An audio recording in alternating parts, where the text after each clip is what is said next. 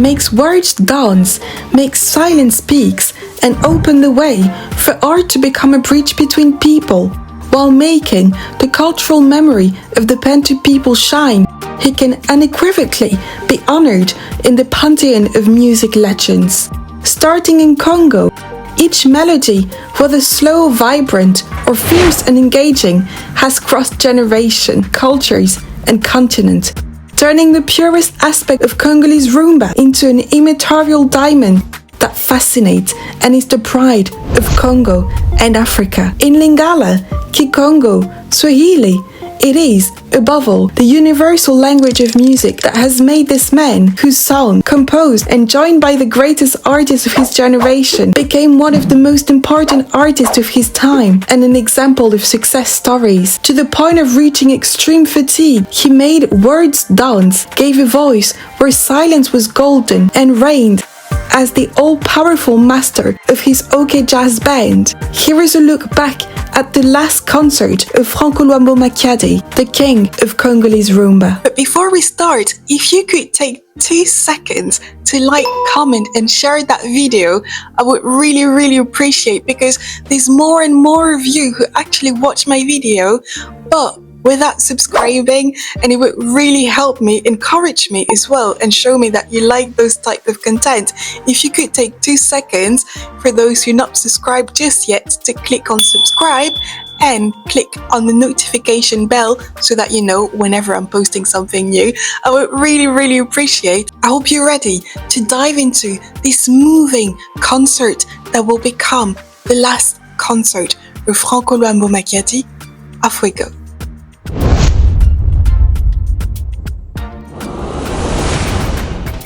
But before his very last concert, Franco will actually be working on a new musical project and an actual album. His very last album, including the song Attention Sida, which means warning around AIDS, be careful with AIDS, is actually a song that will be dedicated to raise awareness about that virus that will actually transform the international sanitary situation, and that will actually, unfortunately, make many people pass away at this period. So in 1987, he will release that new album, including the song Attention Sida. Officially released in July 1987, the song Attention Sida will actually be a real breakthrough with the overall subject that Franco used to be talking about in his music generally, because whenever listening to his music, you would have guessed that he loves to talk about love, about women, about the political situation at the time. He would also be quite keen on talking about sexuality, having a very moralistic tone towards women as well, but talking about the sanitary situation and health and diseases would never be something that he would take that seriously. But obviously this song will be released at the end of the 80s, and unfortunately the virus of AIDS was being spread out around the world. So talking about this song was a way for him to wake up both youth, parents and more senior people about a subject that was extremely taboo in Africa, and making sure that people would raise that awareness, because people were often suffering in silence and the disease was silently being spread out in Africa, but obviously throughout the world as well. He's going to use the lyrics of that song to spread a very strong message around AIDS, and I'm going to put a couple of extracts with the English translation so that you can understand how much he was using this powerful message to spread a strong message, give a lesson to people, but also warn them about the AIDS situation. Oh, le sida, qu'une terrible maladie. Le sida, un mal qui ne pardonne pas. Le sida, un mal qui n'épargne personne. Oh, ce fléau, le sida, qui laisse impuissante la médecine.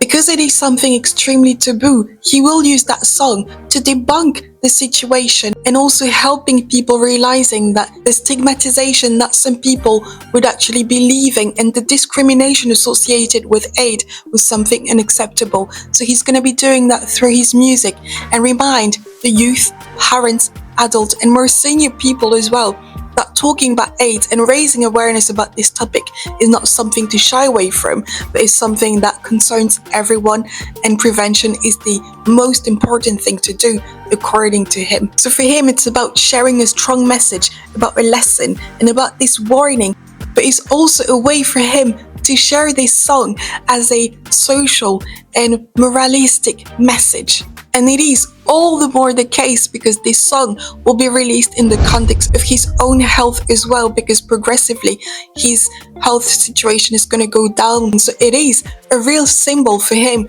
to enhance the fact that yes, he's talking about music, but there is also this artist who is giving himself fully to music, even if when his own health is going down, he's still present and he's still raising that awareness. He's reminding people about the irony of life and the vanity that at this situation so many people could unfortunately witness on a daily basis because of AIDS. And most importantly, that life can completely change from one second to the other when it comes to health.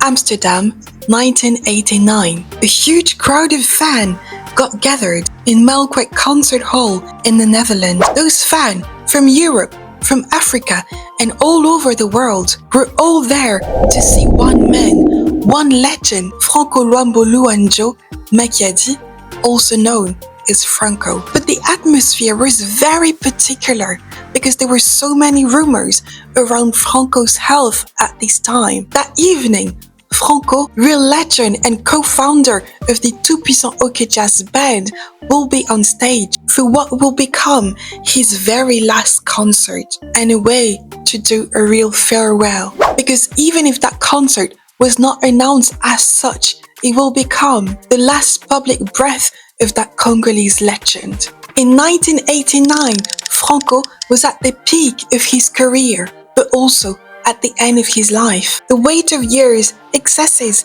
political tensions, but above all, his illness caught up with him. He was physically weakened and suffered from a serious illness that he will never name and officially mention, but you could obviously see physically that he was very weakened and very ill. The public could also witness that physical change because Franco was extremely tall and very present physically, and he became very skinny and physically very ill. But despite of the pain, Franco decided to go on stage. He wanted to honor what was for him Congolese rumba. He wanted to honor his people, Congo, Africa, and above all, his art and his genius talent for Congolese music, as well as his Tout-Puissant Orchestra band and all the musicians that worked with him over the years. And this evening, that could have just remained in history as one of the dates of his many concerts, will go down in history as Franco's final concert. And as he used to say very often, rumba is the mirror of our people.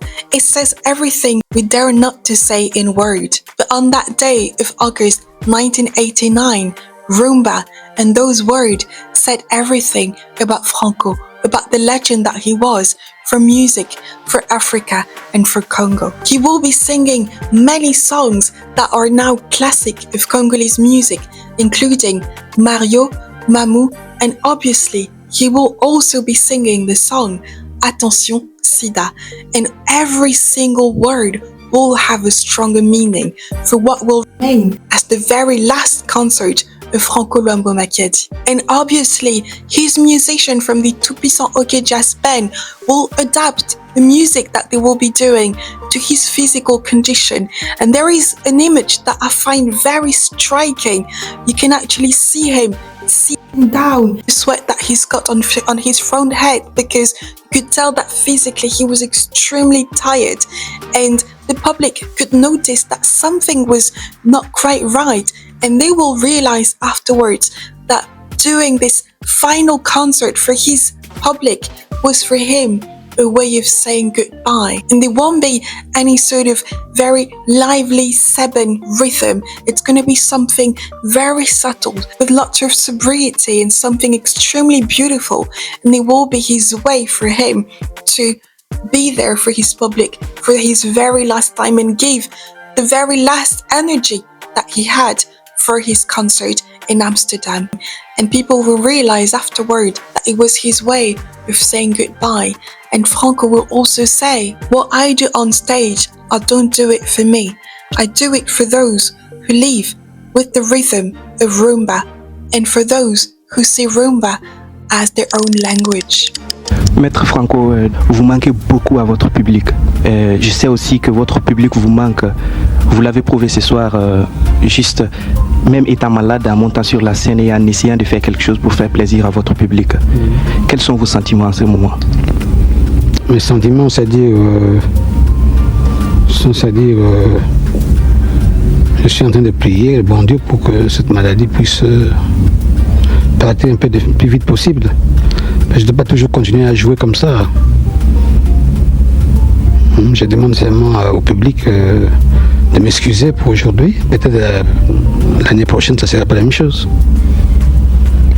Maître Franco, quand vous êtes monté sur la scène, on peut sentir que ce qui vous lie à votre public, c'est l'amour et beaucoup de compassion. Vous étiez sur la scène, sur une chaise. Le public a été vraiment frappé. Oui, j'ai vu ça quand j'étais sur la scène. Quand j'étais dans ma chaise. Là. Tu as vu un moment où j'étais obligé de me mettre debout. Mais ça n'a pas tenu. Ça n'a pas tenu. Enfin, prions toujours le bon Dieu. Il est le seul. Hein. Maître Franco, nous espérons que très bientôt vous tiendrez, que vous serez en pleine forme comme avant. Je vous remercie. Il n'y a pas de quoi, moi aussi je vous remercie. A couple of days later, Franco will actually leave Congo to go to Belgium and precisely in Namur to get all the medical treatment that he needed. There were lots of rumors going on at the time. Some people thought he would actually come back to Congo. And unfortunately, on the 12th of October 1989, the news will be released all over the world. Franco will sadly passed away.